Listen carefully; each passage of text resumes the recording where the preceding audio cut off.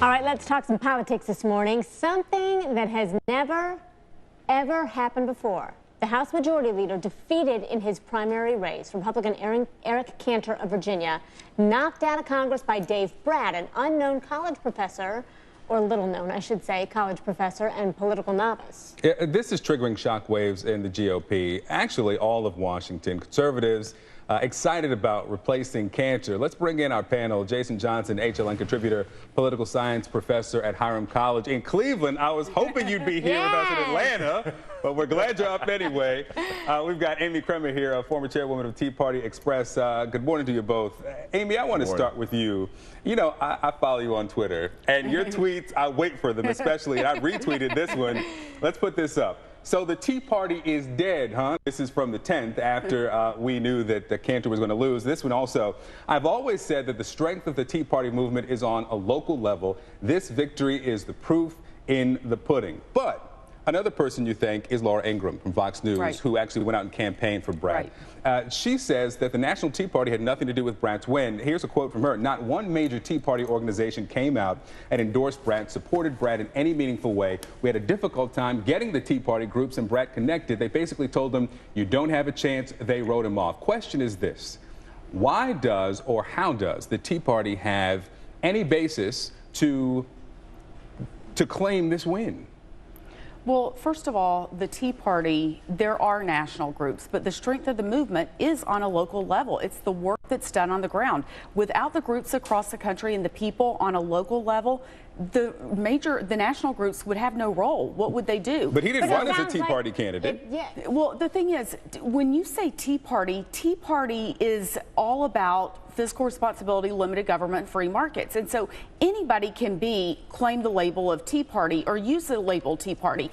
A lot of people are Tea Party and they don't even want to use that label. You know, so it's about the issues. He is a conservative. He ran on conservative principles and values, and that's how he won. But it was the people in his district that did the hard work. It's boots on the ground, passion, fire in the belly, and that can't be bought. You know, it was interesting. One of the trending hashtags on Twitter that night was hashtag holy crap. Because everybody just was watching and they couldn't believe it. So Jason, I think one of the first questions for a lot of people were, Cantor's defeated. What does this mean for immigration reform? What do you think? Well, immigration reform was already dead because nobody really wants to do anything before the midterm. They want to work on this afterwards. And I think a lot of this is going to be people figuring out, what does this mean locally? Look, I don't think the National Tea Party can really claim any credit for this. This is like Wayne Gretzky saying he had something to do with the championship last night. No, you weren't involved. Okay, you didn't have anything to really do with this. And I think this is a simple matter of Eric Cantor wearing out his welcome in the local community, pushing people around too much and not being connected, and a local guy took the position, a college professor, which is something I'm happy to hear about. So what does this mean for the president then? Well, I think for the president, look, he's got plenty of problems as it is. You know, Barack Obama's approval ratings have been just mired in the low 40s.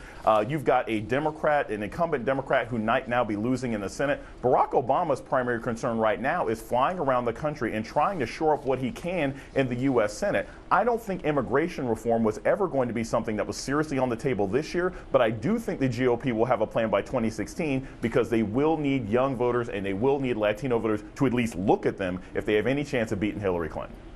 So, Amy, I want to go to you next because it seems the path is clear for Kevin McCarthy now, as some are saying, to get Cantor's job. How important do you think is it for a Republican, you know, a red state Republican, as leader in the GOP, someone more in tune with grassroots necessarily to get a win? Well, I think that, first of all, I wouldn't say Kevin McCarthy's path is clear. Raul Labrador from Idaho just announced yesterday that he's going to make a run for that leadership position, which I think would be fantastic. Why not have the entire party or the entire caucus represented? You think he has the support? Absolutely. Okay. And the thing is, outside influences have never really had any impact on the leadership elections inside the caucuses in both the Senate and the House. But I think it's time the American people step up and engage in that process. Look, Speaker Boehner, there was almost a coup last this Congress, you know, for his leadership position. And I believe that Raul Labrador could take this. He absolutely could. We need conservatives. Kevin McCarthy is more of the same.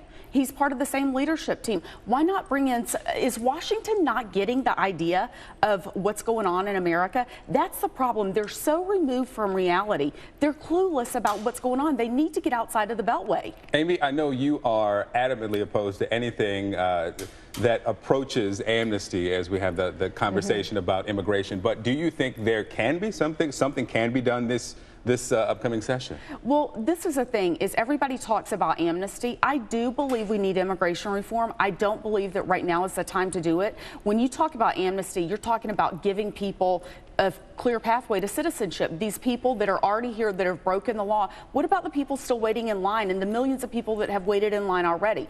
Yes, I think we need to come together on immigration reform, and Marco Rubio did that when he was part of the Gang of Eight, but he has even stepped back and said now is not the time for comprehensive immigration. This is the thing. The bottom line is we can't do anything about immigration until we secure our borders, and our borders are not secure. This administration is not enforcing the laws that we have on the books now. Why would they enforce new laws? Jason Johnson, last thoughts? I'm going to say this. Eric Cantor learned a very, very valuable lesson.